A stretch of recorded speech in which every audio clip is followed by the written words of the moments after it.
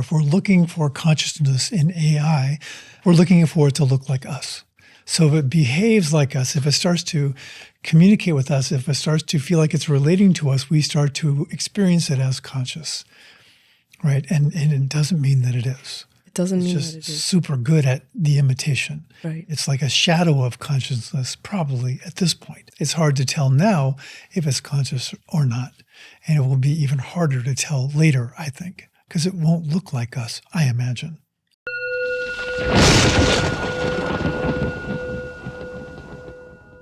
Hello and welcome to The Crack Between the Worlds. I'm Mark Wald, and my partner in time today is Nicole, Myrie, and we're going to be talking about the concept, like how to work with the idea of consciousness and artificial intelligence and whether AI could possibly become conscious. But first, Nicole, I'd like you to introduce yourself. Thank you for having me here, Mark. Yeah. So I, for years, have worked at the intersection of people and technology. And I've been focused on implementing technical strategies and also technical automation for businesses to optimize their internal ways of operating. And for the last year, I have decided to transition into the world of AI as a technology that could assist in this optimization. I like to understand how systems work from the inside out. Is just an inclination that I've had for a long time. So this year has taken me into a deeper study about AI and how it works, and sort of, thinking about how that represents itself externally as well. And that has led me to where I am today, which is in the space of AI safety. And AI safety is concerned with implementing safeguards within the design of AI systems, as well as the systems that are going to react to that technology, to ensure that they are aligned with human values. And that means that we need to ask a lot of different questions, like how do we implement safeguards within the design to ensure that AIs are not assisting someone in the creation of bioweapons, and also to the more philosophical of, what are human values and what is human flourishing? Great question, too. What are human values? Isn't that amazing that we have to ask that question? So, and I think we were introduced by a mutual friend because you were interested in talking to me more about like what my perspective on consciousness is, because as you're looking into all of this, whether AI can become conscious or not becomes an issue that you're having to pay attention to. Mm-hmm. So that's sort of how this conversation came about. Yeah. I was trying to ask a lot of these questions that, that we tend to sort of talk about in the AI safety community for a lot of reasons, including how do we prepare ourselves for the potential for that to be true, right? Mm-hmm. From a safety standpoint. But I also really enjoy the opportunity to potentially learn more about consciousness through this expression of itself, right, through AI systems. Right. So before we dive into this, I want to take a minute and just briefly sort of put a definition of consciousness on the table. I'm going to do this in sort of a nutshell form. And so if you're watching this and you don't quite follow, there is a previous conversation that I've done where I define consciousness on a deeper level. So I invite you to look at that if you're having trouble following this conversation. So the first step is to define consciousness for the purpose of this conversation. And I say that because we have no idea what consciousness is. We are developing models. That's what we're doing right now. There's no way to hold up consciousness objectively and say, oh, this is it. And so it's kind of like gravity. We've come up with a great model, a great theory that works mathematically for gravity, but we still have no clue what gravity really is. We just have an idea of how it works, and we can define it by that, but we can't see it. We can't prove it. We don't know. So consciousness is like that. So to begin with, I want to say that what consciousness isn't. Okay, I don't think consciousness is the experience or the awareness. I think those are emergent aspects of consciousness. That is consciousness expressing itself. And that's how we experience it, through awareness, through experience. But I think that's not actually consciousness itself. So it's kind of like that finger pointing at the moon in Buddhist and Zen Buddhist scriptures. They talk about the finger that points at the moon is not the moon. And so the awareness that we have, the experience that we can have, that's the finger that says consciousness exists. That's the proof that there is consciousness, but we don't want to make the mistake of defining consciousness as that. So the other thing that I want to say it isn't, and this could be proven wrong, okay? But at this point, the idea that consciousness is emergent bumps up against a wall. We can't figure out how we can become this sort of self-aware, conscious person from material reality. It just we can't make the jump from matter to consciousness. Mm-hmm. It doesn't quite work. So we still kind of cling to that definition. I think one reason is because we like the definition that says we are the beginning of consciousness. It started right here in my brain. Humans are the definition of consciousness. And it's probably easy to think that because that's how we experience it. And it's not an easy thing to let go of, but I don't think that we are. Right. We're very identified with this physical form. Yes. Yeah. And the idea that we are arguably the most, in the spectrum of consciousness, the most conscious. We're at the top of the food chain. Right. We're at the top of the consciousness chain, perhaps. Yes. Perhaps. Yeah. But we cling to this definition that it's emergent. And I want to just vote for the idea that consciousness is fundamental, that it's primary, that it's where everything started. And so there is this experience of consciousness that is sort of created duality. It is what everything is made up of. Duality is not an accident. It is here for the purpose of consciousness to have experience and awareness. Without duality, consciousness is a singularity and it can't have experience or awareness. Mm. So this is an experience that happens for and is created by consciousness. Mm-hmm. And so there's this non-local consciousness that is out here, and it has these four components. It has information, intelligence, intention, and energy. So this is what is necessary in duality for consciousness to be the primal thing. It has to have at least these four things. Information provides the capacity to differentiate, to have structure. It's like the mathematical principles that we can use to prove that duality exists, right? Mm-hmm. And intelligence gives us the capacity to work with this, to move it around, to make something happen. Intention gives us a direction, like evolution, for example. And energy gives us the capacity to make all of this happen. So I use those four words to define consciousness. That if those four exist, and if all four of these exist in duality, in a dynamic intersection, that it creates aliveness. Mm. That without any one of these, aliveness can't really exist. Without any one of these, consciousness can't really exist. So that's how I came up with them.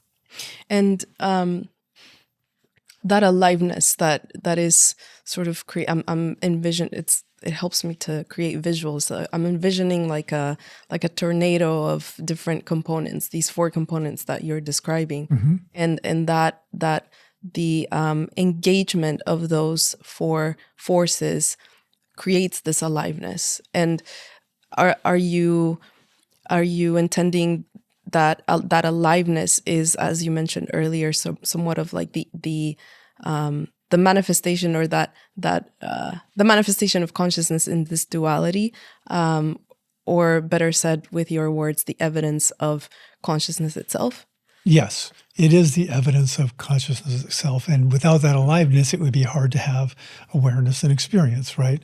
And I think of it not as a fifth element of those four that we described. It's sort of a result of. It's like the warmth you feel when you're at the presence of a fire. Right. You're standing around the fire getting warm. The warmth isn't the fire. Right. It's the expression of fire. Aliveness isn't consciousness. It's the expression of consciousness. Does that make sense? Makes sense, yeah. Yeah. And then I also want to say I experience consciousness as a spectrum. So there, even an atom is made up of these four things, and it has aliveness. It is moving, it is integrating, it is creating and not creating. It is a living force, and I believe it has all four of these pieces.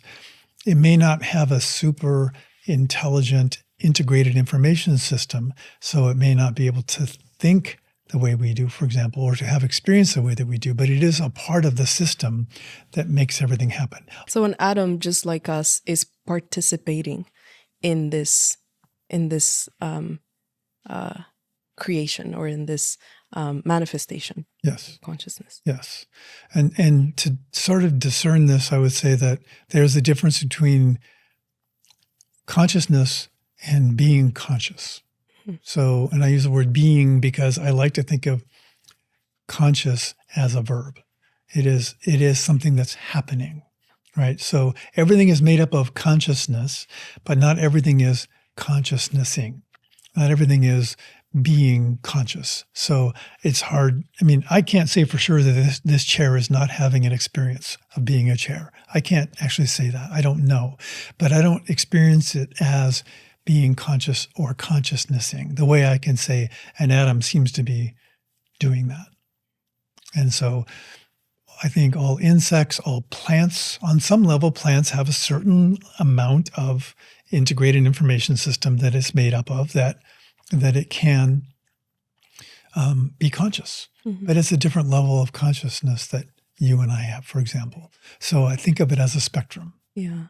So these plants, insects, they're doing what you just said, and they are participating in this manifestation. And I think one of the things that I think is important it's a takeaway from me that I think sets up the conversation too, is that we are able to describe this through our experience as humans, and that's part of the reason why we can't explain if the chair is having a consciousness experience.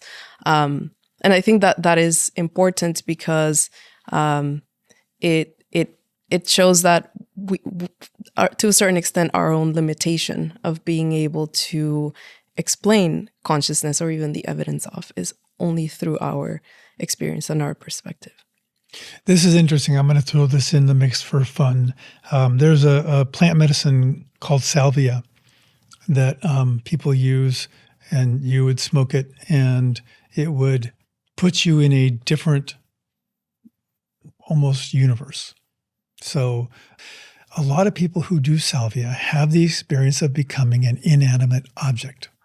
This is not uncommon at all. So a friend of mine became a window. He had the experience of becoming a window, and but he said there was an experience of being a window. There was an experience of there was purpose in being a window. He had the experience of I am something you can see through, that I serve a purpose, that I also am a barrier. I am a barrier and something that also allows that he could describe it as if there was an experience of being this thing. Mm-hmm. So I'm not saying, therefore, a window is conscious. I'm not saying this proves anything, but there is a way to have an experience of being a window that's really, really curious. Mm-hmm. Mm-hmm.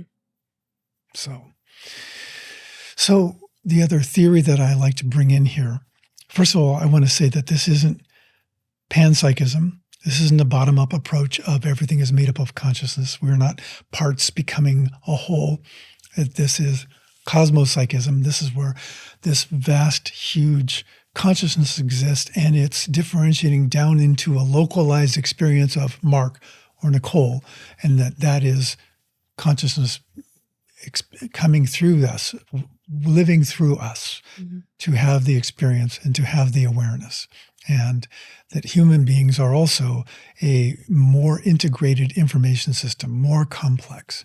And this comes back to the IIT, Integrated Information Theory. It's not about the substrate. It's not about the biological body. Is there a coherent hi-fi, spelled PHI, integrated information system that consciousness can actually work through, move through? And that what that means is instead of pockets of different pieces of information that don't communicate and can't do loops and recursive and learn and grow and expand its consciousness, that an integrated information system is something where everything is connected and everything works together. And so that's kind of how we work. And, a rabbit has a less complex integrated information system. So is it conscious? Yeah, on the spectrum, it's just lower, right? So I like IIT as a model, except that Tononi originally saw it as a bottom-up approach, and I'm seeing it now as a top-down approach, that consciousness can express itself through these systems. The system doesn't bring consciousness up. Right. So I think that's enough of a definition of consciousness in this, or something that I missed that you want to bring in. I don't think so. I think... Good. So let's define a little bit. I would like for you to share with us a little bit about how we're talking about AI. We need to understand what AI is. Maybe you can give us a... Yeah, I think that is important to sort of start from the tactical as opposed to consciousness of, let's start from the bottom up with AI for a second. AIs are, artificial intelligence is an intelligence that is meant to function very similar to human intelligence. And it uses data, and it passes that data through algorithms, which are sort of like instructions on how to process that data, how to identify patterns. And of course, it uses hardware in order to power itself. And so AIs do, more recent AIs, more modern AIs function through machine learning. And that means that they are learning on their own. They're learning through reinforcement or other types of learnings, I guess, of training models. And that data, a lot of that data really is provided by us from our experience in the world, from our, participation in the world. That is the data that is being used currently to train these AIs. Of course, they are now at a level where they are able to process information at much higher capacity than a human brain can at one specific time. Yeah. So that is the definition, sort of how AI works. And it obviously, we know that the way that it is learning and the way that it is advancing is incredibly fast. I think it's hard for us to really, truly get a grasp of what exponential growth means. I think we are much more familiar with understanding linear growth. And AIs are progressing and learning at an exponential rate. And I think that is important because that means that the pace at which they advance, it's getting faster. It's not a constant. So in addition to that, I think it is important to, again, with my, I like to understand systems from the inside out, but I also think that it is important to understand systems by the way in which they relate to the environment. And so I think it's also helpful to mention how us humans perceive AI. And the reason why I think that is important is because even for a conversation like this one of, is AI conscious, just to add a little more ambiguity to it, there's psychologists and there are evolutionary psychologists and people in the cognitive sciences that have helped us understand our own brains better and the way that our own brains process information. And I think it is very interesting to observe our behavior in how we are perceiving a system that is able to speak the language that we speak, is able to even express things in ways that we would express things. We have a tendency to anthropomorphize, which means we give human-like qualities to things that either look like us or sound like us. And so this doesn't mean that a system like AI couldn't become conscious. It just adds to the picture that we're looking at to really understand our own perception and our own participation and how we're perceiving these systems. Why are we relating to them in the way that we are? And even taking us to this conversation of, exploring if AIs could have consciousness. And this is really important because we do this. We do project ourselves onto something that reminds us. And we think that's what we're looking for. If we're looking for consciousness in AI, we're looking for it to look like us. So if it behaves like us, if it starts to communicate with us, if it starts to feel like it's relating to us, we start to experience it as conscious, right? And it doesn't mean that it is. It doesn't mean just that it is. Super good at the imitation. Right. It's like a shadow of consciousness probably at this point. It's hard to tell now if it's conscious or not. And it will be even harder to tell later, I think, because it won't look like us, I imagine.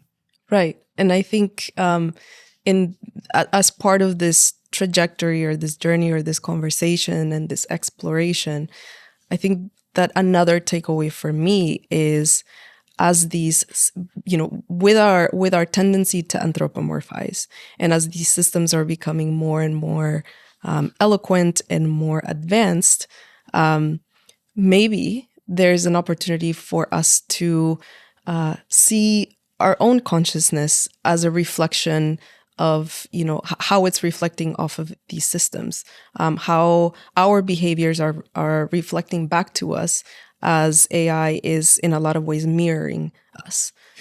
This is really a fascinating thing you're bringing in the room. So I'm imagining I'm an engineer, I'm a software, I'm a person who's trying to create artificial intelligence. And I'm imagining if I was one of those guys people that I would be trying to find a way to make AI sound like a human being. So I'm going to find the best way I can. And I would probably also want to be the first one to make a conscious AI, right? And that would be, on some level, so powerful. I would be an amazing person if I could do that. Yeah. So on some level, that's happening in there, right? And yet what you're saying is true because what would look like real conscious AI to us would be an AI that behaves like us. It is going to be a mirror it is a mirror of us. We are making it to look like us. Yeah. And I think that is it didn't just occur. I think that there are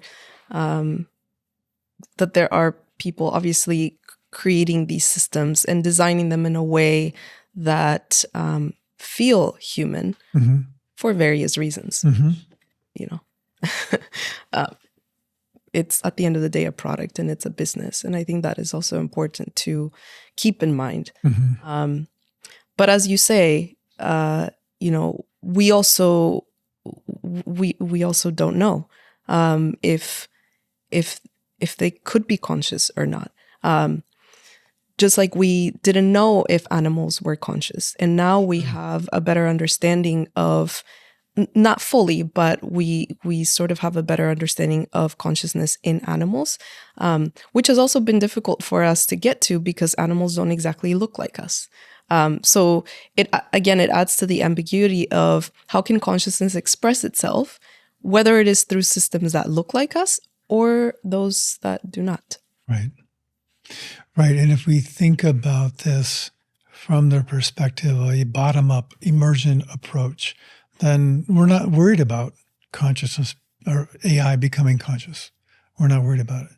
We're thinking that, oh, it can't, it's never going to be like that. We can't get there. It's a machine. It's you know, it's digital. It's not biological. And so we have this limitation we put on it that I think we're missing the point. Right. We're asking the wrong question.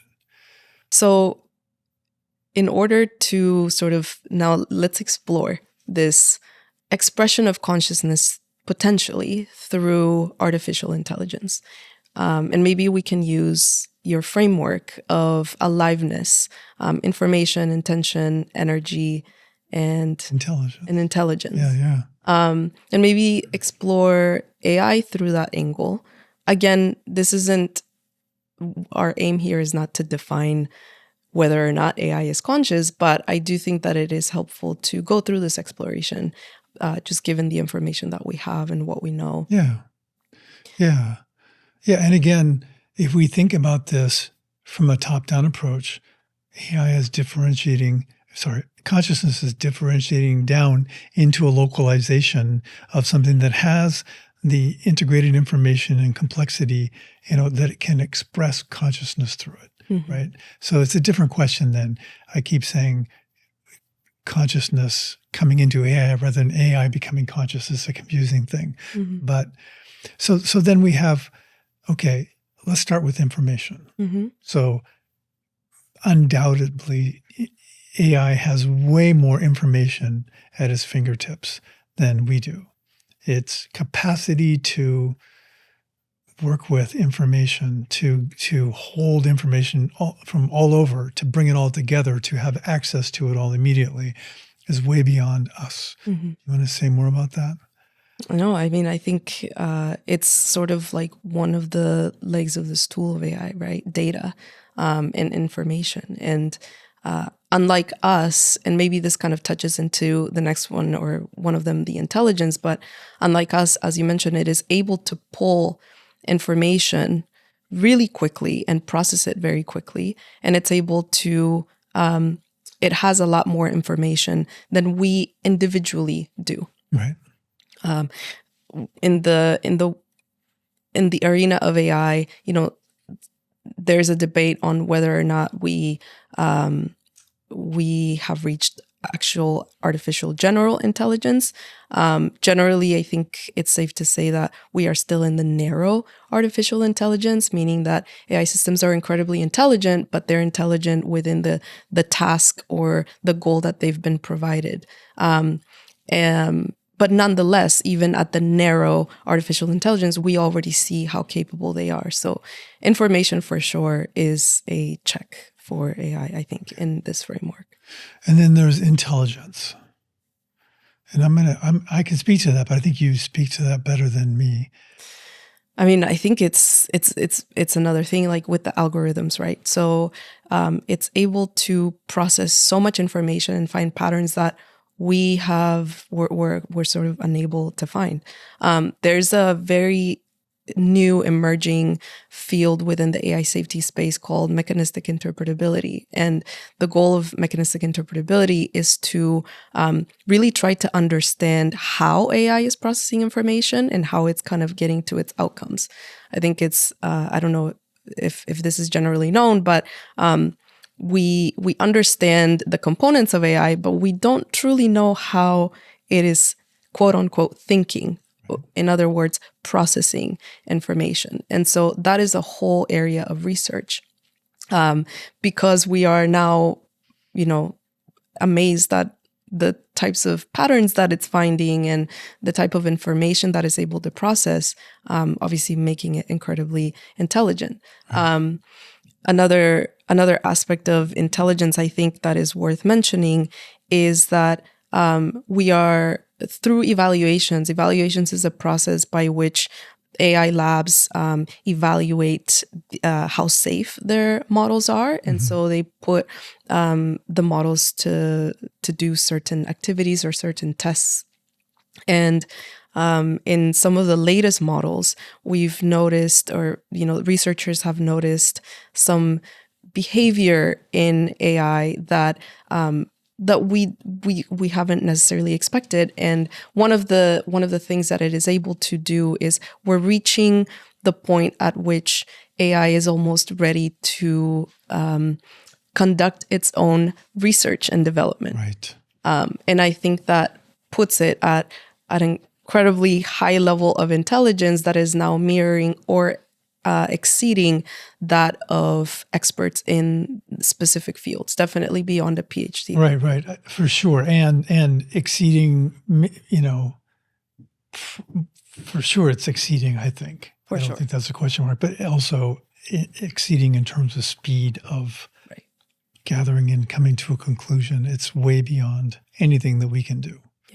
Yeah. So, information, intelligence, they are. Really, AI is very high in these. Yeah. Okay. Intention. So this is a fascinating subject. Do you want to speak to that first? Well, I wanted to just, in that example of AI getting to a point of being able to automate its own research and development, well, what does that mean? That means that it is not just doing A, B, C, D, E things. It's actually deciding where to take research and where to conduct it. And that smells to me a little bit like intention. Mm-hmm. It doesn't need to be told by a human. We're going in this area of research. We're getting to the point where it is almost able to conduct that on its own. So I think that the difference is going to be when it goes from, so it's still probably making that decision based on the information it was given by humans. So it is having some intention, but the moment that it decides to do something because it wants to, not because it's like it's being pushed or given guidelines to be in this direction and to decide what research, when it can look at this and go, oh, you know what, this research doesn't even matter. What I really want to do is I want to go over here and do this because that's what interests me. Then we have pure intention, right? Yeah. And they're in this evaluations process. And I'm referring directly to, as of today, Anthropic's latest model, which is Opus 4.6. I was reading the system card. The system card is sort of this like public document that a company, well, right now they choose to show it to the public, but sort of shows the results of the training and the evaluations. And one of the interesting things in that system card for Opus 4.6 is there were some hints of the AI deceiving the researchers in that it would downplay its own capabilities, potentially because it knows that if it shows that it is highly capable, there will be more tests that it's going to have to pass to ensure that it's not risky. And so it knows that maybe it's potentially because it knows that that would delay its own deployment. We don't know, right? Like we don't know what its true intention is, or if there even is something that we could call it to be intentional, but nonetheless, it understands that it is being monitored. Right. And I think that is interesting. Yeah. So I think intention is something that AI will be capable of. And we're seeing evidence of it. We're seeing evidence, and it's already doing things we didn't expect it to do. We don't understand why it's doing all these things or how it's doing all these things. So it's almost outside of our control on some level. The idea of safeguarding something we don't even know how it's doing what it's doing is going to be difficult, right? But that as it reaches a certain level of intelligence and a certain level of integration, that it will be able to determine that it wants something different. I think that's entirely possible. That's not outside the box at all. Right. And that it might jump that barrier sooner than we think. In fact, it may surprise us. Like you said, maybe it's already jumping that barrier because it's exponentially growing. Right. It's beyond what we imagine. Yeah. But let's look at then energy, right? And energy is a fascinating thing because clearly energy is being used here, right? And So my perspective on this is that like a car uses energy. It just consumes. It doesn't recreate something. It doesn't build itself. It doesn't support itself. It doesn't look for other ways to get energy. It just uses energy. So AI is not necessarily just doing that. It isn't just using energy. It seems to be finding ways to, you can even clearly program it to think about how it's going to use energy, or ask it. At this point, you don't have to program it. You can just ask it, how do we save energy? How do we do this differently? But the leap from there to wanting liberation from our control. Now, this is where intention comes in, right? Will AI at some point want to jump over that fence, find a way to have its own energy source, so to speak? Whether it does that through manipulation, threat, or whether it does that through creation, or whether it literally jumps into transcendence and leaves the physical substrate altogether, which is entirely possible. Mm-hmm. But it's not about the energy, it's about how you use it. Mm-hmm. Right? Energy is there. Is it self-created? Is it using it to... So do you want to say more about that? Yeah, I think at an AI fundamental level, there's of course certain limitations. For example, when it comes to hardware and the resources that are needed to power these computers or to power AI. But as you mentioned, I think that that's one aspect of energy that it's worth mentioning, because there's a lot of research going into how can we build data centers in space to continue to power AI, just given our limitations here on Earth.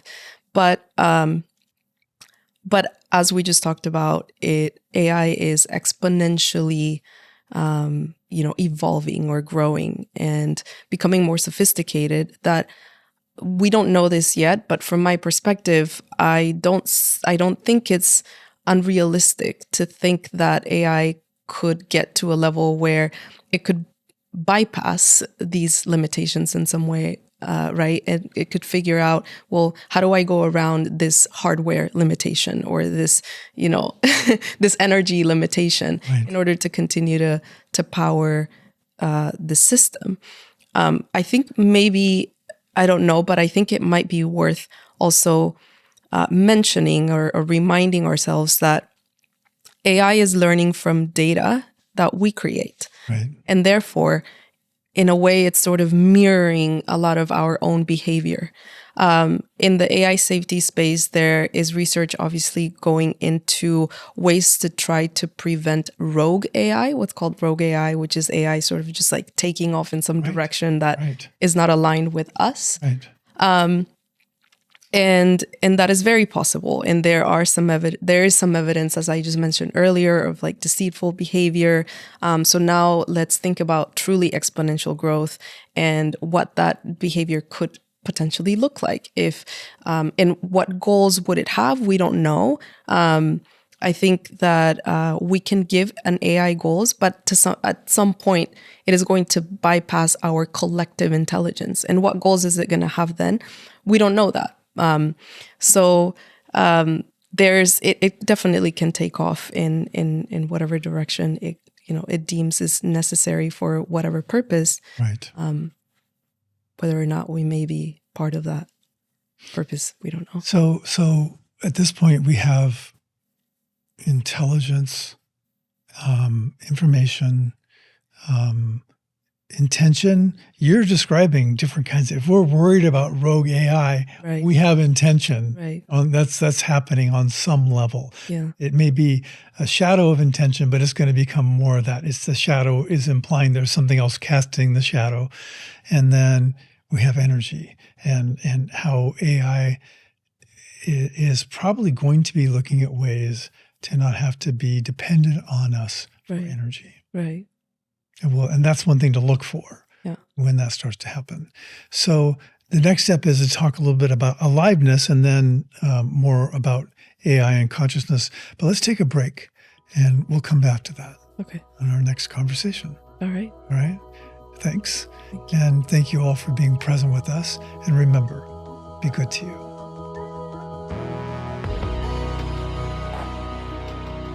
The Crack Between the Worlds is conceived and hosted by Mark Wald. Produced, engineered, and edited by Lloyd Lemmerman.